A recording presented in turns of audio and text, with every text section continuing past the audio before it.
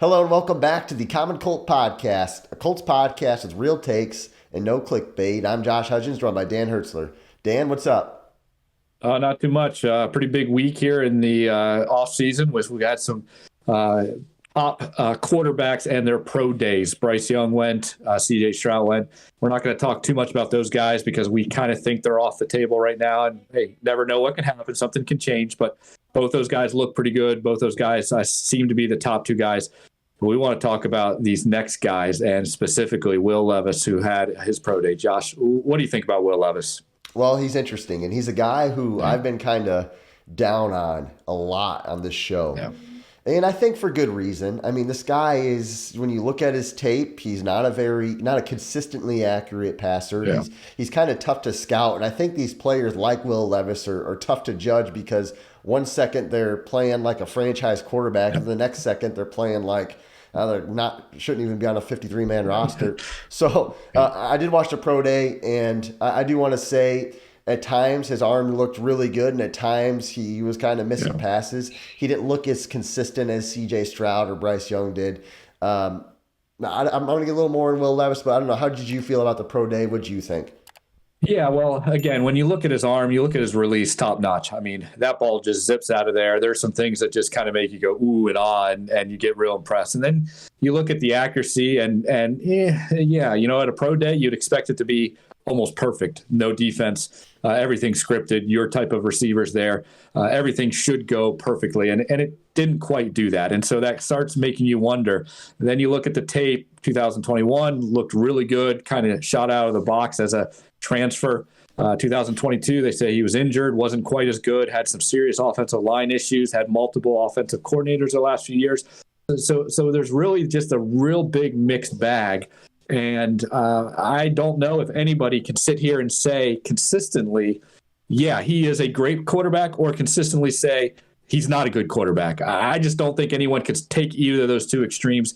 It's going to be a gamble, and unfortunately, because of the way the Colts have done themselves this offseason, it might be a gamble they have to take. Well, I was watching ESPN, and maybe this is bad. I was listening to Mel Kiper, too, and I know Colts fans love Mel Kiper, but he actually is thinking that Will Levis could be the best quarterback in the draft long term. The guy's built like a quarterback. He plays pro-style offense. The truth is, for me, when I go online, and I've done a lot of research on this kid, and I watch ESPN. Yes, I know, not the best place to watch, but I also read articles. I go on YouTube. I watch tape. I read and soak it all in before I try to make my opinion.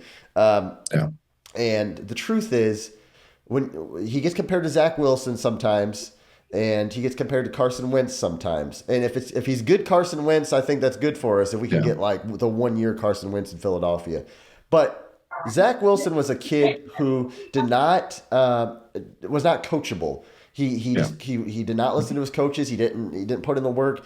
I have not heard that Will Levis is a bad teammate or a player with an attitude who isn't willing to put in the work. So to me, that is kind of giving me some hope. Like, wait a minute, this guy's good pre-snap. This guy is kind of works a lot in the film room, in the weight room.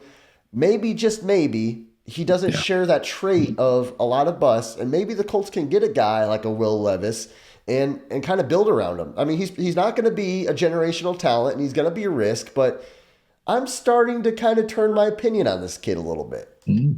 Well, I'll push back on you a little bit. I think he can be a generational talent. I think that's what scouts are seeing in there. You mentioned, Zach Wilson and Carson Wentz. There's another guy he's compared to, Josh Allen. Now, to me, Josh Allen is a little bit of a unicorn because he came out of nowhere, bad accuracy numbers, and has really turned it around.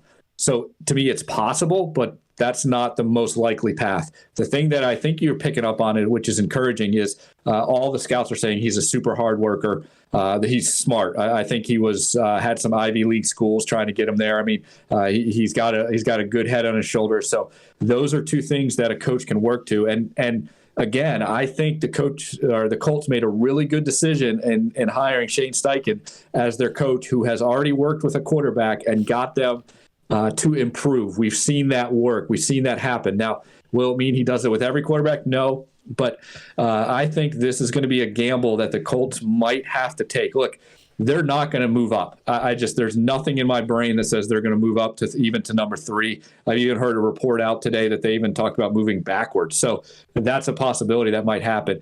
I think the Colts fans, we've got to realize they're taking a quarterback. It's whether or not they take Will Levis, they take Anthony Richardson.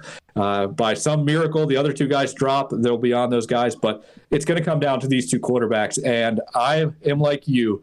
I'm starting to buy into Will Levis. I can't promise you he's going to be the guy that we want, but I think it's the gamble that is worth it. And because of the high risk, let's go all in on this. So I'll ask you this question then. Will Levis, big risk. Anthony Richardson, risk as well. Probably a little more physically gifted of a risk. And if you're going to take a risk at number 3 or 4, do you just go all in on Richardson then? Yeah, that's a great question. And again, I haven't done it like you. We haven't, done Anthony Richardson. His pro day is actually tomorrow. We'll do a more deeper dive into him. But again, the things that we're seeing behind the scenes, like when you have a bad offensive line like Kentucky did, that's going to affect your quarterback. And he had a bad offensive line. When you have multiple offensive coordinators, that's going to mess with a quarterback. All those things are true with Will Levis. He's got the release. He's got the arm strength that a quarterback needs. He's got the intelligence. Whether or not it's football intelligence, we'll find that out. But he's got at least the intelligence to process things at a really high level. Right now, if I was going, it's kind of a toss-up, but I'm leaning a little bit more towards Will Levis right now, to be honest with you. Yeah, I am as well, because so far what I've seen from the tape, Will Levis has looked more like an NFL quarterback than Anthony Richardson has. I mean, let's face it. When you throw 53% completion roughly, like Anthony Richardson did, you just don't look like a pro quarterback. I don't care. Now, here's the thing about this quarterback class. All these kids are incredibly polarizing. C.J. Stroud's got the Ohio State stigma. If Bryce Young was 6'3", 6'4", he's a Joe Burrow type of prospect. I mean, let's be truthful. So, I mean, all these guys, I've never seen a quarterback class this polarizing with 4 different guys who are all so weird. So it's going to be interesting. I think that for a while there, Will Levis kind of tanked a little bit and Richardson shot up, kind of was the media darling. But the more I look into this kid, the more I realize why a month or 2 ago, he was looking like maybe a top prospect for the Colts. We'll just have to wait and see. I know he did share that the Colts have a top 30 meeting with him. They didn't meet him with him at the Combine. So I know he's actually also worked with Peyton Manning over this recent last few weeks where him and Peyton met and went over film together. So the Colts might have a plug there. So we'll see. We'll see what happens. Yeah, I think to the point, as you mentioned there briefly as well, where the Colts are at right now, that they need a quarterback almost week 1. Now, Gardner Minshew, I think, is a really decent backup. I think he can do some spot fills. Even if he has to start 3 or 4 weeks, that's fine. Will Levis is a lot more pro-ready to start season 1 than Anthony Richardson. Anthony Richardson might be the higher ceiling. He might be the home run grand slam guy, but it's going to take a while for him to get there, and we don't know if he'll get there. Will Levis, for where the Colts are at, the way the Colts have boxed themselves in, they have to get a quarterback at 1-4. I think Will Levis is the man. Guys, let us know what you think. Comment. I know Will Levis is incredibly controversial, but we could talk about anybody, and they're going to be controversial this year. So, do you think Will Levis might be the guy? I know we've been saying he's not, but like we also said, this offseason, this draft process is a roller coaster, and we're just along for the ride. So, comment, subscribe, let us know, guys. And until next time, thanks for watching the Common Colt Podcast.